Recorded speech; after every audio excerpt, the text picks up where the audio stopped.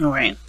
So looking at this reading just from where I am, and just from what I'm grasping, there's a lot of progress being made. Okay, but one of those things is definitely being more comfortable in yourself, taking a lot more responsibility, and no longer allowing the external energies to be the reason for a lot of your shortcomings. Okay, I feel like for a lot of you guys have a lot to. You guys have obviously thought on something for quite some time, and I think it was something that definitely needed patience with. Um, but one of the things I find is interesting about this reading is that this is about knowing your stances on things, knowing who your tribe, knowing, being aware of your commitments and your own responsibilities, and no longer allowing the external to take that power away from you, but to ultimately take full responsibility and put that power back into what you want to enrich in your life with. That's freaking powerful, Sag. Okay? That's freaking powerful. Now, looking at the past energy, you guys have the Hangman, and the Hangman does indicate there being, some standstills, right? Some things that are not moving, no progression of any sort.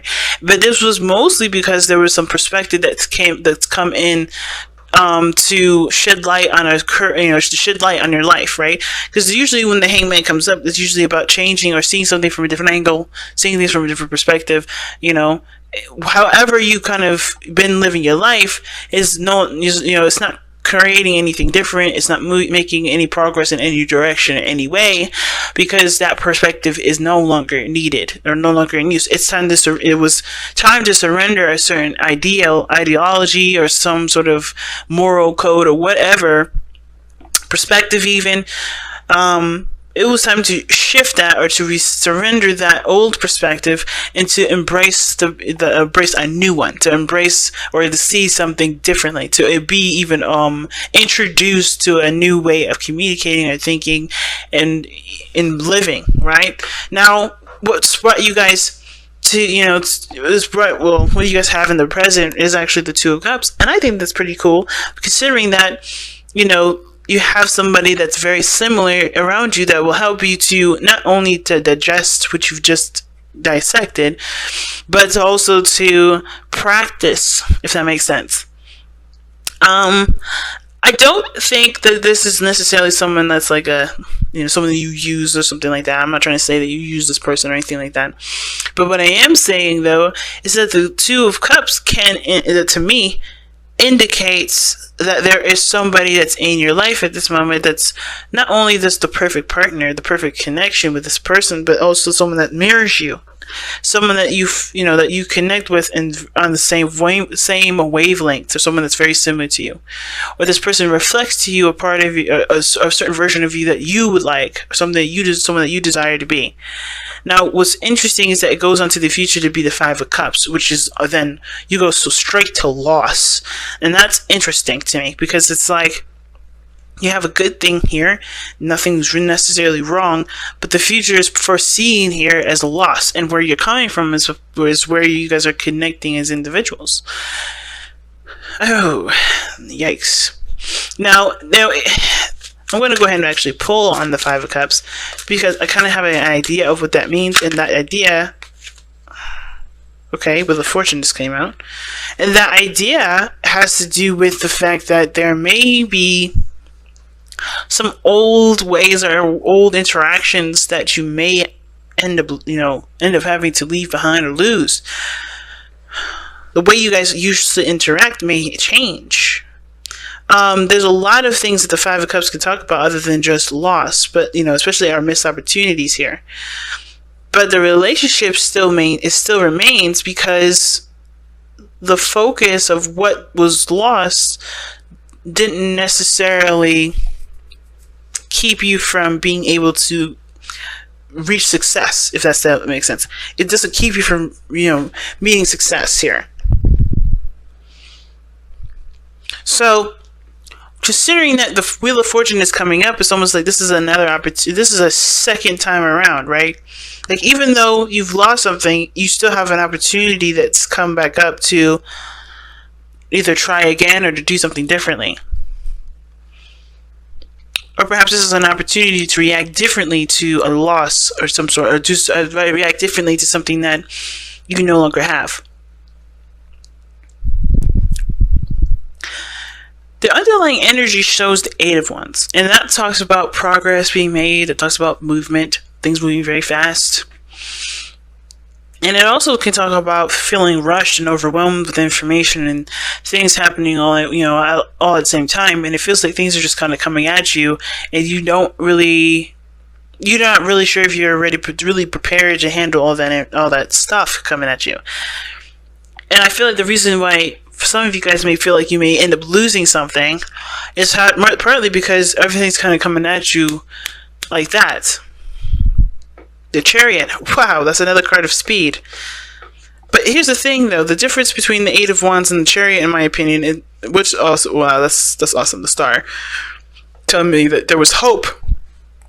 You had a goal in mind. You had, inspiration. You had, something that gave you faith, and that pushed you to make it. And that pushed you to get things going and making things happen. It pushed you to not only balance yourself out for the potential success of whatever your goal was at that time, but it also talks about how you felt more stable, because felt more comfortable with yourself because you had everything under control. But then it seems like things kind of are going out of control again, and the potential of something being lost here because things just kind of kept going. Things are just going out of hand. Things are just moving too fast. It can make you feel like you could lose that again because things are just moving in a speed that you don't feel like you can handle. At the same time, I kind of get a sense of that with the Eight of Wands too, because the Eight of Wands can indicate the arrows of love. You guys may be falling in love very fast, or maybe falling in love with this person very deeply, and the fear that you have, I say fear, but I say the future that comes up is that you may either lose connections, lose friendships, because the emphasis of the focus has a lot to do now on the relationship. Where there's some sort of something that, again, like I say again for the millionth time, is that you lose something. You're afraid of losing the relationship that you have here. Perhaps because there's differences in the way you guys view something. I'm going to pull another one. Why is the Wheel of Fortune clarifying the Five of Cups?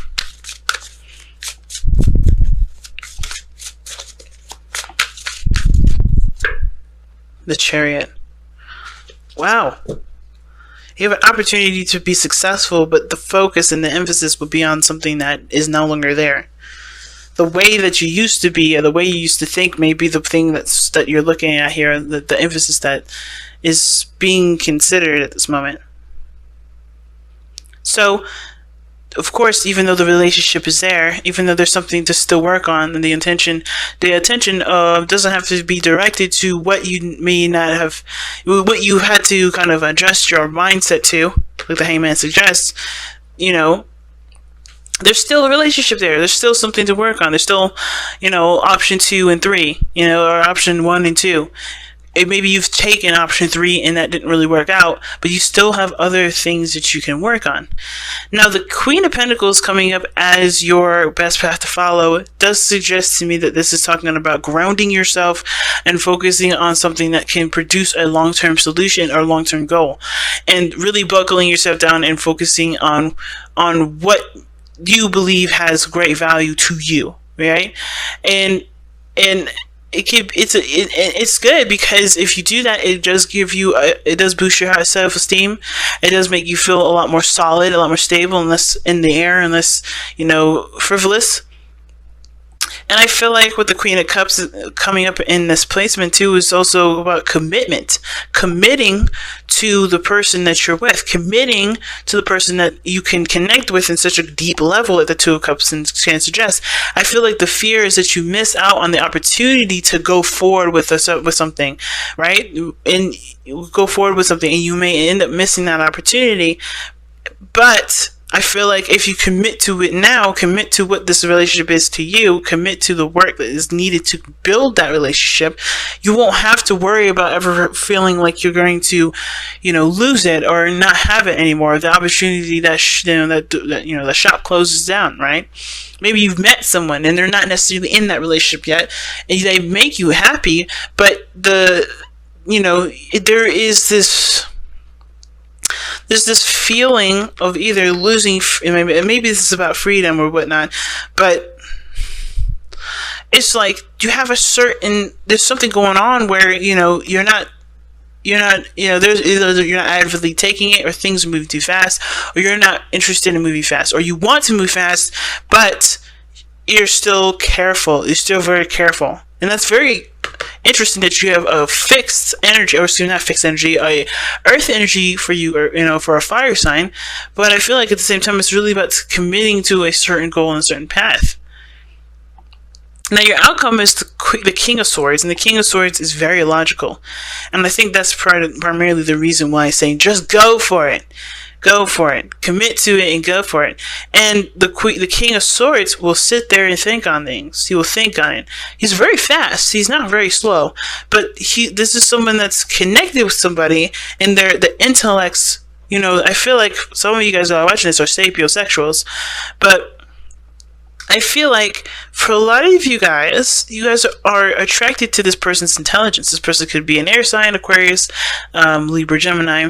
But I can also kind of see that this person, being that they don't have to be an air sign at all, can indicate to me that this person is somewhat emotionally stimulating. But you also are very defensive of this relationship. Like, you're not necessarily open to it. Like you know what you need to know about the connection, which is that there is something there that's drawing you to this individual. There's some sort of attraction, but you've kind of put yourself on ice with it, if that makes sense. Like, instead of being the Sag or being the fire sign that you are and just riding that fiery, passionate energy out, you've put it on ice. You've cooled it down. You've not, it's not as potent or not as strong as it would have, because you're using your mind. You're being an air sign when you're not.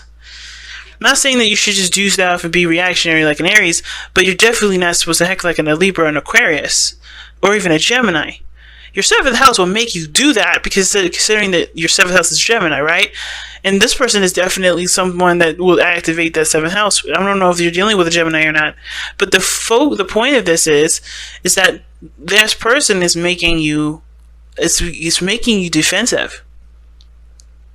Not because they've done something to you. I don't think this person might have, but I think that ultimately this person has brought your back up because your emotions are very precious to you.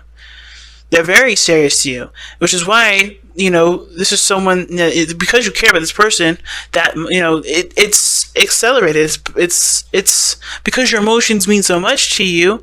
How you feel about them is someone that is greatly something that you value. And I think this person is showing that they are stable and they're solid and they're ready to settle down. They're ready to start to commit. And the only thing that they're looking for is for you to do the same. But right now, the King of Swords is telling me that either you guys are really defensive or this other person's super defensive. Right? And I think it's even more incentive to be the Queen of Coins, because it's advocating for you to be and show that you are reliable and that you're patient. That you're going to continue to build the trust with the person, to build the relationship, despite this person's, efforts to show that they're, no one to mess with, and they're not interested in someone to play games. And I think the biggest thing to show them that is to be committed and be consistent in the saying and the showing of your willingness to commit to them, and willingness to settle with them, and stabilize with them. Now, your hopes and fears is the 8 of Coins, and I feel like a lot of you guys do hope to work things out with this person, especially if there has been some either disagreements or changes in thinking and behaving within the relationship. Because the 8 of Cups does talk about working on something, focusing on something, really putting your time and effort towards something.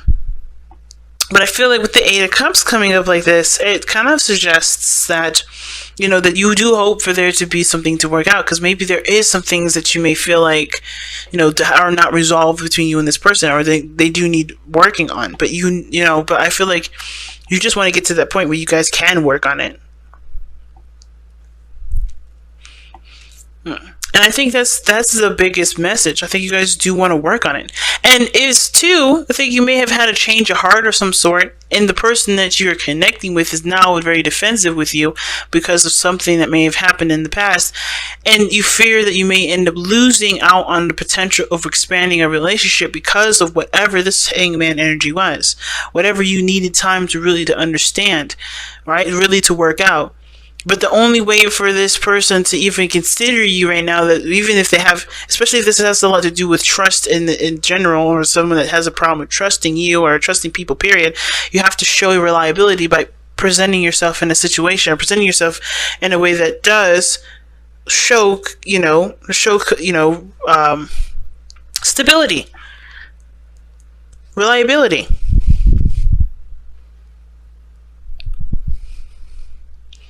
So your outcome is showing the Four of Swords. And considering that the Four of Swords and the Five of Cups is like diagonal from each other, it does raise a little of an interesting flag to me. I kind of get a sense of some of you guys may end up having to take a break, or this person may want to break from you and break from everybody else. So some way and somehow there's a time of reflection energy to figure out whether or not something, not whether something's worth your time or not, but to really, to heal from the situation, or heal from the devastations, or heal from whatever you guys have gone through. But it talks about a break, but the Four of Swords is always a temporary break. It's not a break that lasts forever. So there may be a time where you may need to just take a moment to rest, and take a moment to just kind of, collect your thoughts. And that's always okay, especially if this person has been traumatized, because usually the King of Swords is, defensive the way that he is, and adamant about the way things need to be for him. It's because he's been through enough to know what he needs to do for himself to protect himself from being hurt again. Okay, because he's been through a lot. So I feel like somebody that you're dealing with has been through a lot of traumas, a lot of disappointments, a lot of pain. Because the King and Queen of Swords they've been through a lot of pain. And I think it's just really about having the patience and wherewithal to be able to just step away from the situation, or not step away, but allow, the person space if they need that to break, and then be ready to come back to them when they're ready. It's the willingness to work. Surrender outdated beliefs about yourself, and that's the Hangman energy from the past, and the King of Swords, the external energy I feel, and even the Queen of Pentacles. Let go of limiting ideas about yourself that originate from the past. Then you can own your power and soar in your life. The old you doesn't have to, the old you is the old you. It will always have something to... It will always, be a part of our lives, because it taught us the greatest lessons that we need to learn for ourselves.